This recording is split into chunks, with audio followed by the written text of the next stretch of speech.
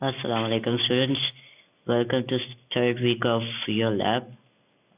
यहाँ पर आपको जो है वो ये सिखाया जाएगा कि आप जो है वो अपने डेटा को जब सेलेक्ट करके प्रोजेक्ट करवाते हो तो उसमें जो है वो आप सिलेक्शन कैसे परफॉर्म करोगे। बेसिकली सिलेक्शन इज आपकी कुछ कंडीशन लगा के अगर आप जो है कोई रोज़ मंगवाना चाहो या लिमिटेड नंबर ऑफ रोज़ आप अगर मंगवाना चाहो तो हम उसको जो है वो कहते हैं कि हम उसको रिस्ट्रिक्ट कर रहे हैं, डेटा को आपके डेटाबेस से लेकर आ रहे हैं।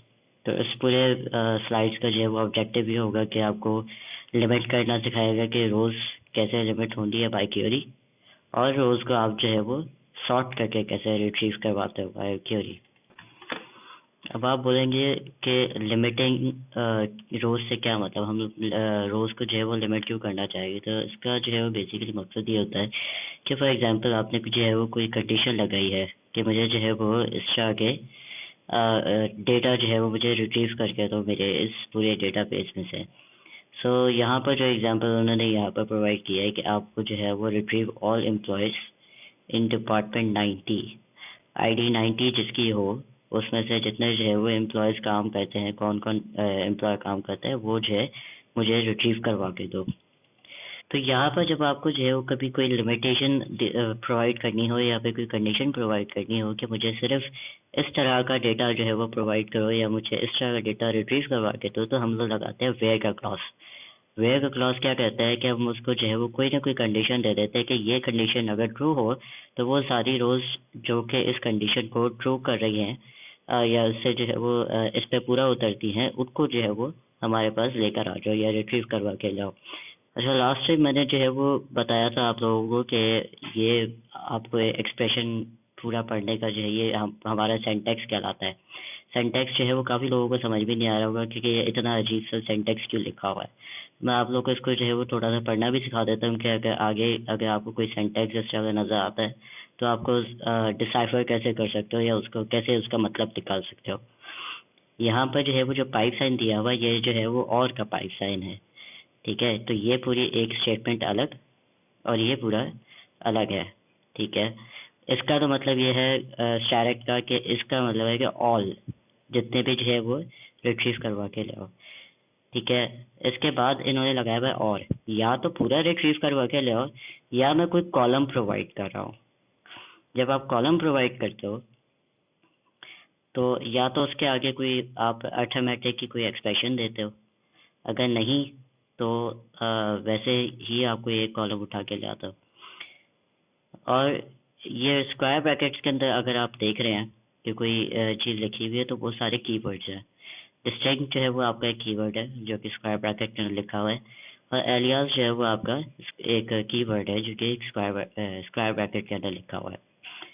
यहाँ पर जो है वो इन्होंने एक आपको कोड प्रोवाइड किया है, जिस क्वेरी प्रोवाइड की है जिसके अंदर आपको ये सिखाया गया है कि कैसे जो है वो वेयर क्लॉज आपने यूज़ करना है।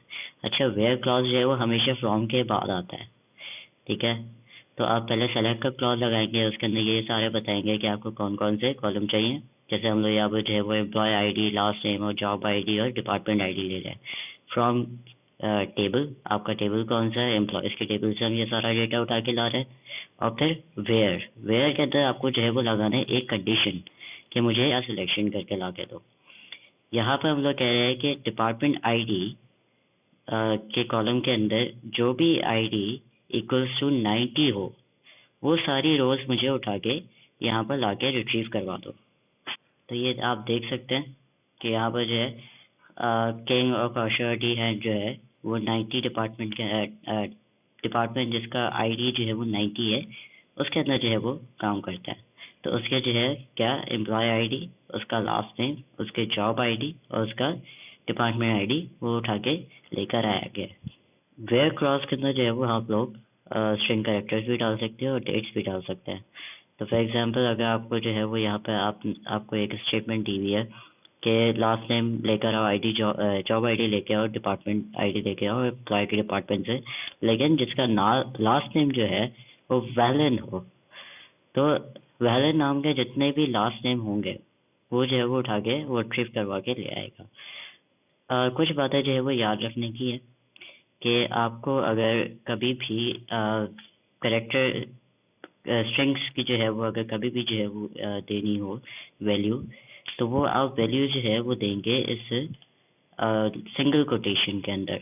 डबल कोटेशन नहीं होगी, हमेशा सिंगल कोटेशन होगी। डबल कोटेशन जो है वो हम लोग एलियास के अंदर देते हैं, यहाँ पर हम लोग सिंगल कोटेशन देंगे। सेकंड चीज़, अगर आप इसके अंदर कोई भी स्ट्रिंग डाल रहे हैं तो ये आप जहन में रखिएगा कि वो केस सेंसिटिव है। फॉर एग्जांपल, अगर आप W यहाँ पर छोटा कर देते हैं और फिर आप उस क्वेरी को चलाते हैं तो वहाँ पर आपको कोई भी नेम जो है वो या कोई भी रोज जो है वो रिट्रीव करवा के नहीं देगा, क्योंकि वो ये मैच करेगा कि छोटा W फिर HALEN किससे जो है वो मिलता है। वहाँ पर जो है आपके जो डेटा है उसके अंदर जो है वो अपर केस जो है वो वैल्यू डली हुई होगी, तो वो उस अपर केस को लोअर केस से मैच नहीं कर सकेगा, तो ये यहाँ पर कुछ भी रिटर्न नहीं करवाएगा फिर अगर आप इसको छोटा कर दें। तो ये ख़ास तौर पे जो है वो रखिएगा कि ये जितने भी आपने स्ट्रिंग देने हैं वो आपने इस लिहाज से देने हैं कि वो केस सेंसिटिव हो। और इसी तरह जैसे आपके स्ट्रिंग जो है वो केस सेंसिटिव है, वैसे ही आपके जो है वो डेट की वैल्यूज़ भी वो जो है वो फॉर्मेट सेंसिटिव है। ऑरेकल के अंदर जो डेट फॉर्मेट है जो डिफ़ॉल्ट है, वो आपका पहले डेट आएगा, फिर मंथ आएगा और फिर उसके बाद ईयर आएगा। अच्छा, आपके जो है वो कंपैरिजन कंडीशंस जो है वो सिर्फ एक नहीं होता है, मतलब आप ये नहीं कर सकते कि सिर्फ एक ही इक्वल्स टू जो है वो आप यूज़ कर रहे हैं, आप जो है वो नंबर्स के ऊपर भी काम कर सकते हैं। फॉर एग्जांपल यहाँ पर जो है वो डिफरेंट आपको जो है वो ऑपरेटर्स दिए हैं, जिसका मतलब है कि पहला जो है वो इक्वल्स टू है कि जो भी वैल्यू इसके इक्वल हो उठा के ले आओ। फिर दूसरा है ग्रेटर देन, जिससे मतलब ये है कि इससे इस नंबर से ज़्यादा कोई वैल्यू हो तो उठा के लाओ। और फिर है ग्रेटर देन और इक्वल टू जो है वो जब साथ लग जाता है तो इस वैल्यू जैसी और इस वैल्यू से आगे जितने नंबर है वो उठा के जो है वो मुझे ला के दो। लेस देन के अंदर भी ऐसा ही है कि लेस देन इस वैल्यू से नीचे जितने जो है वो नंबर है वो मुझे ला के दो, और लेस देन और इक्वल टू का मतलब है कि इस जैसी वैल्यू और इससे छोटी वैल्यूज जो है मुझे उठा के ला के दो। और जब आप नॉट इक्वल्स लगाते हो तो आप डायमंड ब्रैकेट जो है वो ओपन और क्लोज करके, तो इसका मतलब ये नॉट इक्वल टू, इससे इस वैल्यू से कोई इक्वल ना हो तो मुझे वो सारी वैल्यूज उठा के ला के दो। अब यहाँ पर एक जो है वो एग्जांपल दी हुई है कि अगर मैं सेलेक्ट करता हूँ लास्ट नेम और सैलरी, अब मैं कहता हूँ एम्प्लॉय के टेबल से लेकर आओ, और मैं कहता हूँ कि जहाँ पर सैलरी मेरी लेस देन और इक्वल टू 3000 हो, तो वो यहाँ पर जो है वो इस तरह का जो है वो रिजल्ट प्रोवाइड करेगा, जिसके अंदर सारी की सारी वैल्यूज जो है वो 3000 तक हो या फिर उससे नीचे तक। नीचे 3000 के जितने वैल्यू आएगी वो सारी रोज उठा के वो लेकर आ जाएगा। बेसिकली जो 3000 तक या 3000 से नीचे जितनी सैलरी कमाता है वो सारी रोज आ जाएंगी। अच्छा, ऑरेकल जो है वो हमें और भी जो है वो कंपैरिजन कंडीशंस जो है वो उसके ऑपरेटर पकड़ाता है। सिर्फ आपकी जो है वो अगर कंडीशन इतनी सिंप्लीफाइड ना हो कि भाई इससे जो है वो इसके बराबर या इससे छोटा या इससे बड़ा जो है वो कुछ हो तो लेकर आ जाए। अगर आपकी थोड़ी सी और ज़्यादा जो है वो कॉम्प्लेक्स कंडीशन है तो आप जो है वो यूज़ करते हो इस तरह के ऑपरेटर्स, जिनके अंदर जो है वो आपको थोड़ी बहुत और ज़्यादा फ्रीडम इन्होंने जो है वो दे दी है। बेसिकली ये जो है वो 4 ऑपरेटर्स है। एक तो बिटवीन एंड एंड, कि इनके बिटवीन जो है वो कोई भी वैल्यूज़ हो मुझे दे दो, या इन सेट ऑफ वैल्यूज़ के अंदर के लिस्ट ऑफ वैल्यूज़ के अंदर जो भी जो है वो वैल्यूज़ हो मैच कर रही हो वो मुझे उठा के दे दो, या लाइक के कैरेक्टर पैटर्न जो है वो आपको मैच करवाता है, और इस नल। ये सारी चीज़ें जो है वो हम आगे जाके आपको एग्जांपल्स के साथ जो है वो मैं समझाऊंगा। यहाँ पर हम जो है वो बिटवीन की कंडीशन को देखते हैं। बिटवीन की कंडीशन जो है वो आप लोग तब यूज़ करोगे जब आपके पास एक रेंज ऑफ वैल्यूज़ हो। यहाँ पर जो है वो नीचे एग्जांपल दी हुई है कि सेलेक्ट करो लास्ट नेम और उसकी सैलरी एम्प्लॉय के टेबल से, और जहाँ पर सैलरी 2500 एंड 3500 के बिटवीन हो, तो यहाँ पर आप एक तो ये चेक करेंगे कि जो रिज़ल्ट आप लोगों को दिया हुआ है उसके अंदर जो है वो 3500 इंक्लूसिव है। इसका मतलब ये है कि आपको पहले भी ऊपर बताया था कि ये वैल्यूज़ अपर लिमिट और लोअर लिमिट आपकी इंक्लूसिव होती है। इंक्लूसिव होने का मतलब ये होता है कि इनको साथ शामिल करके। सो बेसिकली कि 3,500 अगर कोई कमा रहा हो या उससे नीचे 2,500 तक जो भी सैलरीज जिन जिन एम्प्लॉयज़ की हैं वो लेकर आओ। तो यहाँ पर ये है ये आपको रिजल्ट दिखा रहे हैं और ये 3,500 और ये 2,500 के बीच में ही वैल्यूज़ आपको नज़र आ रही होंगी। एक चीज़ आपको याद करने की है कि आपको पहले जो है बिटवीन के बाद जो है वो आपको लोअर लिमिट देनी है, फिर एंड के बाद जो है वो आपको अपर लिमिट देनी है। यहाँ पर एन की जो है वो कंडीशन देख लेते हैं। इनकी कंडीशन तब होती है जब आपके पास कुछ सेट ऑफ वैल्यूज़ हो या लिस्ट ऑफ वैल्यूज़ हो और उसके अंदर जो है वो आपको सेलेक्ट करवाना हो कि इन वैल्यूज़ के अंदर कोई चीज़ मैच करती है तो वो मेरे पास जो है वो लेकर आओ। सो यहाँ पर एग्जांपल जो दी हुई है उसके अंदर जो है वो ये बताया हुआ है कि आपने एम्प्लॉय आईडी मंगवाई है, लास्ट नेम, सैलरी और मैनेजर आईडी जो है वो आपने मंगवाई है और एम्प्लॉय के टेबल से। लेकिन हम ये कह रहे हैं कि मैनेजर आईडी है वो लेकर आओ जो इन इस सेट के अंदर हो। इस सेट के अंदर जो है वो 100 है, 101 है और 201 है। तो जिसकी भी आईडी या तो 100 या 101 या 201 होगी वो सारे के सारे यहाँ पर सेलेक्ट करके हमें दे देगा। यहाँ पर आप लोग जो है वो लाइक की कंडीशन को देखते हैं। लाइक की कंडीशन जो है वो तब परफॉर्म होती है जब आपको जो है वो श्योर ना हो कि मुझे क्या चीज़ जो है वो एग्जैक्टली सर्च करनी है। सो बेसिकली जो है वो ये कैरेक्टर स्ट्रिंग्स और नंबर्स के लिए जो है वो यूज़ होता है या डेट्स के लिए भी। फॉर एग्जांपल मुझे जो है वो किसी का नाम याद नहीं आ रहा हो, लेकिन मुझे सिर्फ इतना याद हो कि अच्छा उसका नाम जो है वो इस लेटर से स्टार्ट होता है। तो इस तरह जब आपको सर्चेस जो है वो परफॉर्म करनी होती हैं तो आप जो है वो लाइक इस्तेमाल करते हैं। लाइक के अंदर जो है वो दो कंडीशंस होती हैं।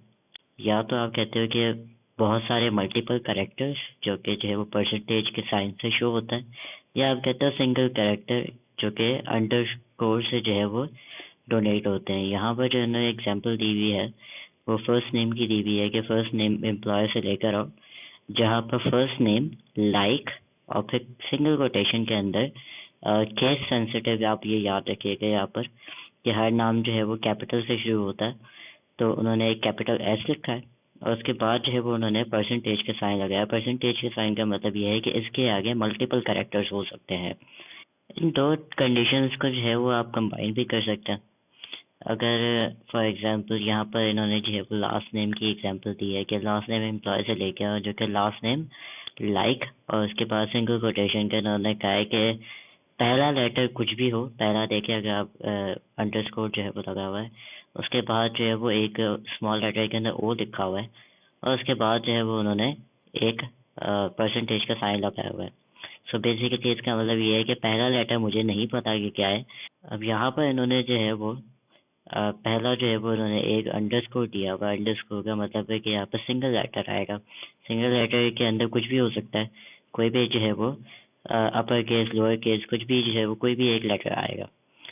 और उसके बाद उन्होंने जो है वो एक लोअर केस में ओ लिखा है और उसके बाद जो है वो एक परसेंटेज की साइन लगा दी है। परसेंटेज के साइन का मतलब है कि अब इसके आगे मल्टीपल कैरेक्टर्स हो सकते हैं और उनकी जितनी भी रेंज हो या जितने भी ज़्यादा वो नंबर हो उससे कोई फ़र्क नहीं पड़ता।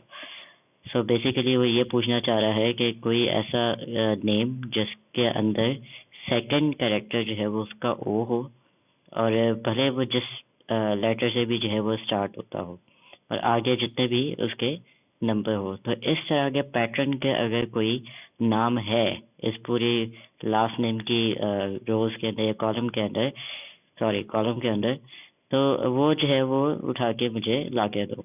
तो यहाँ पर आप देखेंगे कि जितने भी जो है वो लेटर लास्ट नेम जो है वो आए हैं वो कौशल जो है वो आया है, वो लॉरेंस जो है वो आया है। तो ये इनके बीच में जो है वो ओ है और पहला लेटर कोई भी जिससे भी स्टार्ट हो रहा हो और आगे जितने भी लेटर्स हैं। सो बेसिकली अंडरस्कोर और ये परसेंटेज जो है वो इसके लिए इस्तेमाल होता है कि कोई एक पैटर्न बना। फॉर एग्जांपल अगर मुझे जो है वो ऐसा फर्स्ट नेम चाहिए जिसके अंदर सिर्फ 4 लेटर हैं और मुझे नहीं पता कि उनका नाम क्या है, या लेकिन मुझे सिर्फ इतना याद है कि हाँ उनके जो नाम था वो 4 लेटर्स से बनता है। तो मैं जो है वो सिंपली ये करूँगा कि अंडरस्कोर और उसको जो है वो 4 दफ़ा अंडरस्कोर मैं लगाऊंगा। तो अंडरस्कोर अंडरस्कोर अंडरस्कोर अंडरस्कोर, तो अंडरस्कोर लगाने से ये होगा कि उसको पता होगा कि अच्छा एक कैरेक्टर, दूसरा कैरेक्टर, तीसरा कैरेक्टर, चौथा कैरेक्टर, इतने ही कैरेक्टर्स मैं वहाँ से लेकर आऊँ। यहाँ पर जो है वो इन्होंने ये लिखा हुआ है कि अगर आप फॉर एग्जांपल एक्चुअली में जो है वो आप यूज़ करना चाहे अंडरस्कोर और परसेंटेज का साइन, तो अगर आप ऐसे ही लगा देंगे तो वो तो समझेगा कि अच्छा ये आपने जो है वो कंडीशन लगा दिया है।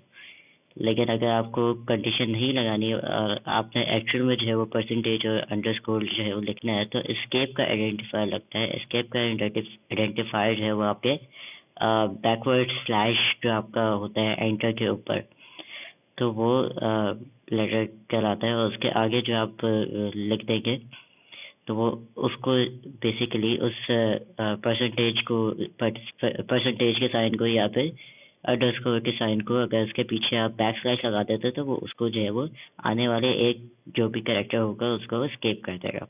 अच्छा, नल की जो है वो हमने पहले भी बात की थी कि नल जो है वो ज़ीरो नहीं होता या वो ब्लैंक स्पेस का कैरेक्टर नहीं होता। बेसिकली नल का मतलब है कि वो एग्जिस्ट ही नहीं करता या फिर उसको जो है वो कोई वैल्यू असाइन नहीं हुई है। सो अगर हमें जो है वो पता करना हो कि वो वैल्यू जो है वो नल है या नहीं, तो हम इज़ नल लगाते हैं। हम इज इक्वल्स टू का साइन लगा के उसके आगे जो है वो नल नहीं ले सकते कि ये क्योंकि वैलिड नहीं है। तो हमें अगर पता करना है कि अगर किसी रो के अंदर जो है वो वैल्यू जो है वो नल है, तो हम क्या करेंगे, हम यही करेंगे कि भाई लास्ट नेम और मैनेजर आईडी मंगवाई फ्रॉम एम्प्लॉय और मैनेजर आईडी जहाँ पर वो लेकर आओ जो कि नल हो। सो बेसिकली ये कोड ये बता रहा है कि किंग के लास्ट जो लास्ट नेम है किंग, उसके पास जो है वो कोई मैनेजर असाइन नहीं है। सो इसको हम ऐसे भी कर सकते हैं कि वो सारे एम्प्लॉयज़ जिनके पास कोई भी मैनेजर असाइन नहीं है, तो वो उसकी जो है वो मैनेजर आईडी नल होगी। तो ये सारे ऐसे एम्प्लॉयज़ उठा के ले आएगा जिनके पास कोई मैनेजर असाइन नहीं होगा। अच्छा, हम जो है वो लॉजिकल कंडीशंस भी दे सकते हैं। फॉर एग्जांपल हम लोग एंड दे सकते हैं कि अगर मैं ये कंडीशन दे रहा हूँ और ये भी दो कंडीशंस दे रहा हूँ और अगर ये दोनों ट्रू हो तो मुझे जो है वो रिज़ल्ट प्रोवाइड करना। या फिर मैं जो है वो कहूँ कि मैं ये दो कंडीशन दे रहा हूँ लेकिन मेरी ये कंडीशन ट्रू हो या फिर वो कंडीशन ट्रू हो तो मुझे जो है वो मेरे रिज़ल्ट जो है वो ट्रू प्रोवाइड कर देता। या फिर अगर मैं बोलूँ कि ये कंडीशन फॉल्स हो तो मुझे ट्रू या रिज़ल्ट प्रोवाइड करना। यहाँ पर जो है वो एन ऑपरेटर की बात करते हैं। एन ऑपरेटर का मतलब ये होता है कि आपकी अगर दोनों कंडीशन ट्रू होंगी तो वो आपको एक रिजल्ट प्रोवाइड कर देगा। तो यहाँ पर इन्होंने जो है वो एक एग्जांपल दी हुई है कि employee ID, last name, job ID और सैलरी जो है वो उसके कॉलम शो करवाने का कहा है एम्प्लॉय के टेबल से। और उस तरह ये कहा है कि कंडीशन ये लगाई है कि सैलरी जो है वो ग्रेटर देन या इक्वल टू 10,000 होनी चाहिए, या तो 10,000 या 10,000 से ऊपर। एंड आपकी जॉब आईडी उसका जो है वो पैटर्न जो है वो मैच करना चाहिए मैन से। सो जॉब आईडी के अंदर अगर कहीं पे भी मैन आता है तो वो जॉब आईडीज उठा के ले आओ। तो बेसिकली मैन जो है वो मैनेजर है, जबकि जॉब आईडी जिसकी भी मैनेजर हो और उसकी सैलरी जो है वो 10,000 या 10,000 के बराबर हो, तो वो सारे जो है वो एम्प्लॉयज़ उनका डेटा उठा के ले आओ। तो यहाँ पर जो है वो शो कर रहा है कि यहाँ पर सेल्स मैनेजर और मार्केटिंग मैनेजर दो आईडीज ऐसी हैं और या दो एम्प्लॉयज़ ऐसे हैं और उनकी सैलरी जो है वो 10,000, 10,500 और 13,000 जो है वो प्रोवाइड की जा रही है। जब हम और ऑपरेटर की बात करते हैं तो और ऑपरेटर के अंदर जो है कोई भी एक कंडीशन जो है वो ट्रू होनी ज़रूरी होती है। सो बेसिकली या तो ये कंडीशन हो या ये कंडीशन ट्रू हो तो मुझे जो है वो रिज़ल्ट लेकर आओ मेरे लिए। तो यहाँ पर जो है वो एग्जांपल दी हुई है, एम्प्लॉय आईडी और लास्ट नेम और जॉब आईडी और सैलरी जैसे ऊपर मंगवाया था एम्प्लॉय के टेबल से। लेकिन यहाँ पर कंडीशन ये दी है कि where salary is more than या इक्वल टू 10,000, या फिर जॉब आईडी जो है वो लाइक मैनेजर, या मतलब ये मैन, जिसके अंदर जो है वो जॉब आईडी के अंदर अगर मैन लिखा हो या मैनेजर हो तो वो मुझे जो है वो ला के दे दो। तो यहाँ पर जो है वो आप रिजल्ट देख रहे हैं कि वो सारे ऐसे एम्प्लॉयज़ लेकर आया जिनकी जो है वो 10,000 से ऊपर थी, या उनके जो है वो जॉब आईडी के अंदर मैनेजर था। सो अगर आप यहाँ पर देखें तो यहाँ पर सेल्स मैनेजर एक है जो कि 5,800 जो है वो कमा रहे हैं, चूँकि 10,000 से नीचे है, लेकिन वो फिर भी लेकर आ गया क्योंकि उसकी ये कंडीशन जो है वो ट्रू हो रही थी। और वाइस वर्सा कि यहाँ पर जो है वो सारे ऐसे लोग लेके आए गए कि भले उनकी जॉब आईडी के अंदर जो है वो मैन नहीं लिखा हुआ या मैनेजर नहीं है, लेकिन वो फिर भी ऐसे उनको जो है वो रिट्रीव करके ले आए। सो बेसिकली वो दोनों जो है वो कंडीशंस के लिए सर्च कर रहा था। यहाँ पर नॉट ऑपरेटर की बात करता है। नॉट ऑपरेटर जो है वो बेसिकली कि अगर कंडीशन ट्रू नहीं है तो मुझे रिजल्ट प्रोवाइड करो। सो इसके अंदर जो है वो लास्ट नेम और जॉब आईडी आपको जो है वो मंगवाने को कहा है एम्प्लॉय से, और हमने कहा है कि where job ID not in आप लोगों को जो है वो पहले ही पढ़ा चुका हूँ कि एक सेट ऑफ लिस्ट के अंदर या एक सेट के अंदर जो भी वैल्यूज़ हो उससे जो है वो कंपेयर करता है। So not in IT programmer ना हो, स्ट्रीट क्लर्क ना हो, और सेल्स रिप्रेजेंटेटिव ना हो। सो इसके अलावा कोई भी अगर जॉब आईडी होगी तो वो सारे के सारे वो जॉब आईडीज उठा के लेकर आ जाएगा।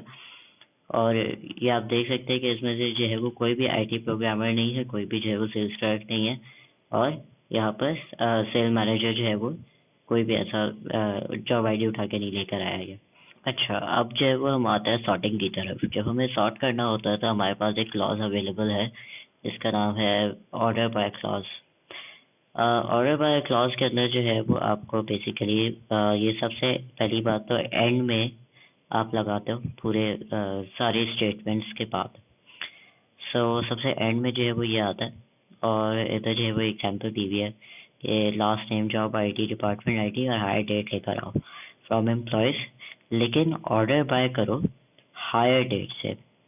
सो बेसिकली हायर डेट से जो है वो ये क्या करेगा कि ये पहली बात तो ये कि ये बाय डिफ़ॉल्ट जो है वो असेंडिंग ऑर्डर पे सॉर्टिंग करता है। अब ऑर्डर बाय क्या करेगा कि आपका जो है वो सारी सॉर्टिंग इस तरह करेगा कि पहले जो है वो सबसे कम डेट या सबसे पहली डेट जो है वो लेकर आएगा, और ऐसा ऐसा जो है वो सारे जो है वो सॉर्टिंग इस तरह करेगा कि सबसे आखिर वाली डेट पे जाएगा। जैसे यहाँ पर इन्होंने जो है वो दिखाया हुआ है कि हायर डेट पर जो सबसे पहले जो है वो किंग जो है वो हायर हुआ था, फिर वैलेंट जो है वो हायर हुआ था, फिर कॉशर जो है वो हायर हुआ था। तो ये एक्स्ट्रा ईयर वाइज और मंथ वाइज और डेट वाइज जो है वो असेंडिंग ऑर्डर पे जो है वो उसको लेकर जा रहा है। अच्छा, फॉर एग्जांपल आपने जो है वो बाय डिफ़ॉल्ट इसको असेंडिंग नहीं करना, और आपने जो है वो क्या आप कह रहे हैं कि नहीं, सबसे पहले जो है मुझे डिसेंडिंग ऑर्डर पे लेके जाना है, या डिसेंडिंग का मतलब कि सबसे बड़े नंबर से सबसे छोटे नंबर की तरफ, और असेंडिंग का मतलब होता है कि सबसे छोटे नंबर से बड़े नंबर की तरफ। सो यहाँ पर जो आपको जो है वो दिया हुआ है एग्जांपल के वही के लास्ट नेम, जॉब आईडी और उसका डिपार्टमेंट आईडी और हायर डेट जो है वो लेके आए एम्प्लॉयज़ के टेबल से, लेकिन उसको जो है वो हायर डेट से जो है वो ऑर्डर करो, लेकिन डिसेंडिंग ऑर्डर पे। सो यहाँ पर जो है वो सबसे पहले जो हायर हुआ होगा वो आएगा, तो उसके बाद जो है सेकंड, थर्ड, फोर्थ, तो ये सारे ऐसे डिसेंडिंग ऑर्डर पे जो है वो जा रहे होंगे। अच्छा, ज़रूरी नहीं है कि आप जो है वो हमेशा आपको कॉलम नेम जो है वो याद हो, आप कॉलम नेम से जो है वो उसका नाम लो। आप ये भी कर सकते हैं कि आप फॉर एग्जांपल मैंने जो है वो कोई अर्थमेटिक ऑपरेशन परफॉर्म किया है, जैसे सैलरी के अंदर एनुअल सैलरी जो है वो परफॉर्म किया हुआ है यहाँ पर। तो यहाँ पर मैंने जो है वो उसको कहा हुआ है कि भाई एनुअल उसका जो है वो एले आ सकते हो, तो मैं ये भी कह सकता हूँ यहाँ पर कि ऑर्डर बाय एनुअल। तो एनुअल से जो है वो मुझे उसको पता लग जाएगा कि अच्छा ये वाला कॉलम जो है इसको जो है वो ऑर्डर करता है, और ये क्योंकि बाय डिफ़ॉल्ट जो है वो असेंडिंग ऑर्डर पे होता है, तो ये सबसे कम जो वैल्यू होगी उसको पहले रखेगा, और ऐसा ऐसा ऐसा सारे बढ़ाते हुए लेके जाएगा।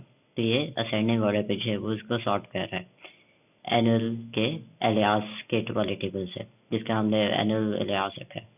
और इसके आगे मैं एक और बात भी बताता चलूँ कि अगर आपको जो है वो फॉर एग्जांपल नहीं याद कि कौन सा कॉलम का नाम था या कौन सा उसका एलियास है, या आप उसका मेंशन नहीं करना चाहते बेसिकली, सो आप जो है वो उसका बाय नंबर भी कर सकते हैं। फॉर एग्जांपल आपका जो है वो एम्प्लॉय आईडी, ये 1 कॉलम है, ये उसका 2nd कॉलम है, ये उसका 3rd कॉलम है।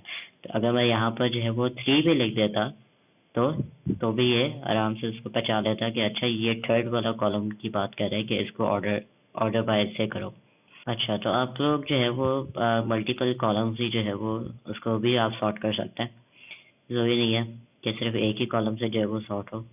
सो इधर जो है वो हमने लास्ट नेम और डिपार्टमेंट आईडी और सैलरी मंगवाई है एम्प्लॉय के टेबल से, और फिर हमने कहा है कि उसको ऑर्डर बाय करो एक डिपार्टमेंट आईडी से, और सैलरी जो है मुझे डिसेंडिंग पे चाहिए।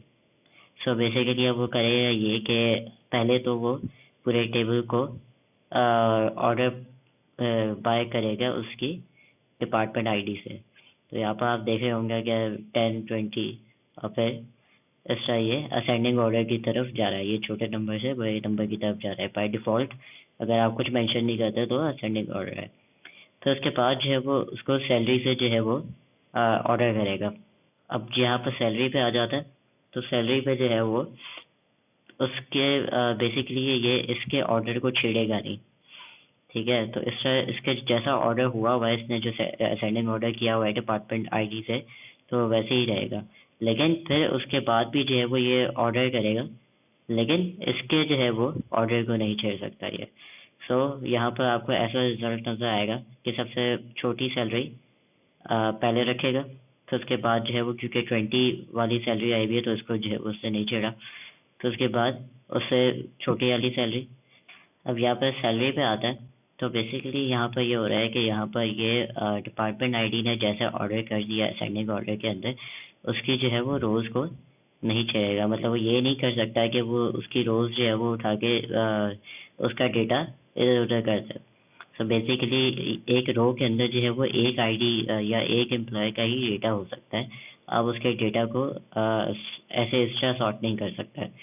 तो ये बेस्ट ट्राई करेगा कि जितना जो है वो ये सॉर्ट कर सके, इसके सॉर्ट किए हुए जो है वो रिजल्ट को नहीं छेड़ सकता ये बेसिकली। सो यहाँ पर जो है वो ये कर रहा है कि 10 डिपार्टमेंट आईडी उसका जो है वो सैलरी सबसे कम वाली ये है, तो उसके बाद जो है वो 20 वाली, और फिर जो है वो 20 आई। तो यहाँ पर अगर हम लोग सैलरी डिसेंडिंग की जब बात करते हैं, तो सैलरी डिसेंडिंग के अंदर जो है वो उसने पहले तो डिपार्टमेंट आईडी जो है वो उसने सॉर्ट कर दी है असेंडिंग ऑर्डर पे। देखिए आप यहाँ पर 10 लिखा हुआ है, फिर 20, 20, फिर 50, 50, 50, ये सारे एक्स्ट्रा किए हुए हैं। तो अब ये क्या करेगा कि ये जो है वो इसको फर्दर सॉर्ट करेगा, ठीक है, इसके रिजल्ट को जो है वो नहीं छेड़ेगा। सो अब ये करेगा ये कि यहाँ पर सबसे छोटी जो है वो सैलरी 4,400 जो है वो थी, क्योंकि ये बड़े से अब ये छोटे की तरफ सॉर्ट करेगा क्योंकि डिसेंडिंग पे सॉर्ट कर रहा है। तो 20 के अंदर अगर हम देखते हैं 2020 के अंदर, तो 13,000 और 600 जो है वो उसके बाद आता है, अगर छोटा डिसेंडिंग ऑर्डर की तरफ हम लोग जा रहे हैं तो। और फिर यहाँ पर जो है वो 50 है, और यहाँ पर सारा जो है वो आगे 50 है, तो यहाँ पर सबसे बड़ी वैल्यू जो होगी और फिर उससे छोटी वैल्यू, उससे छोटी वैल्यू, उससे छोटी वैल्यू, इस तरह इसको जो है वो सॉर्ट कर रहा होगा। अच्छा, ये ज़रूरी नहीं होता कि आपने जो है वो यहाँ पर जो कॉलम प्रोवाइड किए हैं वो ही आप जो है वो इधर लिखोगे। अगर आपने यहाँ पर जो है वो डिपार्टमेंट आईडी ना भी लिखा होता और आप इसको कहते हैं कि डिपार्टमेंट आईडी से सॉर्ट करो, तो वो जो है वो आराम से इसको ऐसे ही सॉर्टिंग करके देता।